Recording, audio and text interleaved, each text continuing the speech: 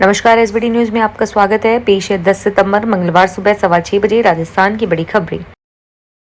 राजस्थान में भारतीय वायुसेना का सबसे बड़ा अभ्यास तरंग शक्ति का सोमवार को 11वां दिन रहा। इसमें देश की तीनों सेनाओं थल, जल, वायु के वॉइस चीफ ने तेजस में उड़ान भरी। उन्होंने तेजस की खूबियां परखी और साथ ही इसे चलाने की बारीकियों को भी समझा। तीनों वॉइस चीफ ने करीब 45 मिनट तक आसमान में तेजस में उड़ान भरी। इस 45 मिनट की उड़ान के बाद आर्मी के voice chief lieutenant general NS राजा सुब्रमणी ने बताया कि तेजस से हमारा देश आत्मनिर्भर हुआ है। मेरा मानना है कि दुनिया के किसी नए एयरक्राफ्ट से तेजस कम नहीं है। प्रधानमंत्री नरेंद्र मोदी ने देशवासियों से प्रतिष्ठित पद्म पुरस्कारों के लिए नामांकन प्रक्रिया में सक्रिय रूप से भाग लेने का आग्रह किया है। पीएम मोदी ने समाज में महत्वपूर्ण योगदान देने वाले और जमीनी स्तर के नायकों को पहचानने के महत्व पर जोर दिया।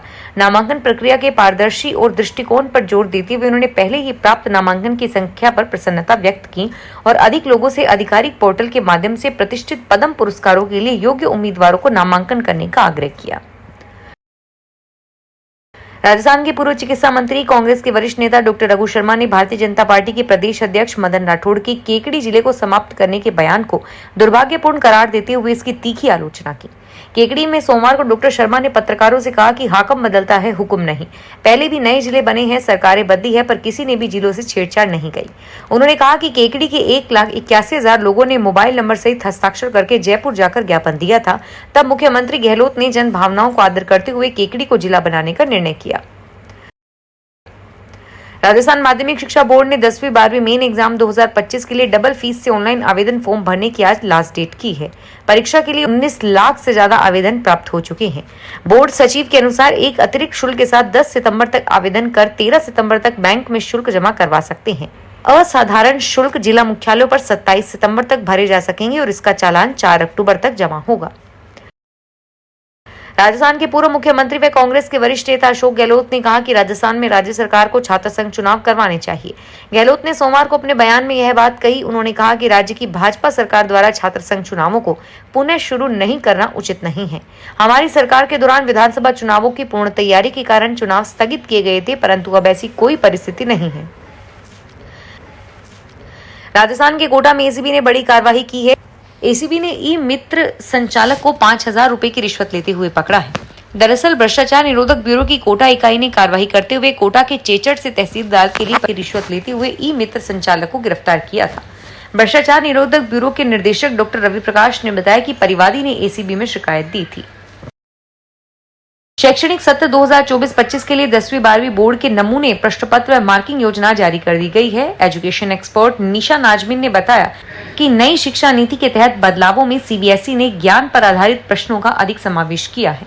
इससे विद्यार्थियों के लिए जेईई और नीट जैसी परीक्षाओं के पैटर्न से तालमेल बिठाना आसान हो जाएगा और इसके अलावा रटने की प्रवृत्ति से मुक्ति के लिए कंसेप्ट व ज्ञान पर आधारित सवालों के साथ ही असर्शन, रीजन तथा केस स्टडी प्रश्नों का अधिक समावेश किया गया है।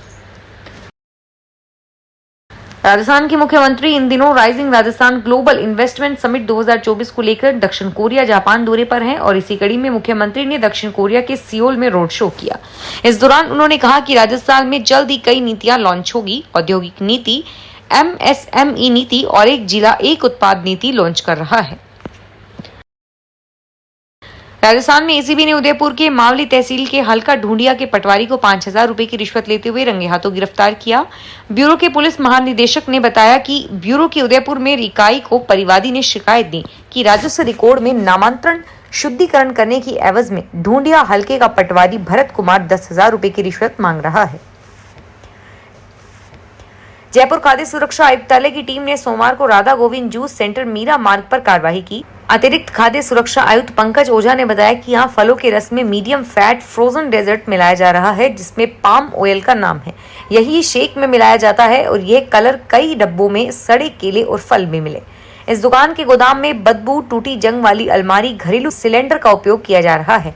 खराब गुणवत्ता के डेजर्ट में गंदगी, कीड़े और खुले में सामग्री मिली है। राजस्थान में डीग जिले के कामा कस्बे में जुरहरा रोड स्थित अंबेडकर पार्क में बाबा साहब भीमराव अंबेडकर की प्रतिमा को खंडित करने के मामले को लेकर पुलिस अधीक्षक से शांति बनाए रहने का अपील किया है। मीणा ने सोमवार को बताया कि सीसीटीवी के आधार पर आरोपियों को पुलिस ने चिन्हित करके उनकी तलाश शुरू कर दी है। मौके पर 2 अतिरिक्त पुलिस अधीक्षक सहित 4 थानाधिकारी मौजूद हैं। धौलपुर के गवर्नमेंट कॉलेज में 21 जुलाई को आयोजित की गई कांस्टेबल से हेड कांस्टेबल परीक्षा का परिणाम आने के बाद आउटडोर परीक्षा आयोजित कराई जा रही है। आउटडोर परीक्षा का आयोजन 11 सितंबर को भरतपुर पुलिस लाइन में होगा, जिसके लिए तैयारियां पूरी कर ली गई है। 29 पदों के लिए आयोजित कराई जाने वाली आउटडोर परीक्षा में 22 सामान्य पद और 7 SC वर्ग के लिए आरक्षित है। साल 2019 में आयोजित की गई परीक्षा में 198 कांस्टेबल ने आवेदन किया था, जिसमें से 157 कांस्टेबल परीक्षा दी थी। 2 पारियों में हुई परीक्षा के बाद 86 कांस्टेबल को ही उत्तीर्ण घोषित किया गया था।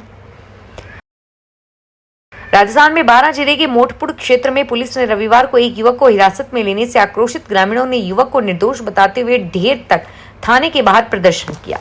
जानकारी के अनुसार ग्रामीणों ने बताया कि नरेश रविवार शाम पेट्रोल पंप की तरफ दौड़ लगाने गया था और उसी दिन मोटपुर थाने का मिथुन भी सादे कपड़ों में घूमने निकला।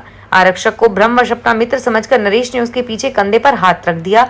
इस बात से आरक्षक नाराज हो गया और नरेश के साथ मारपीट करने लगा।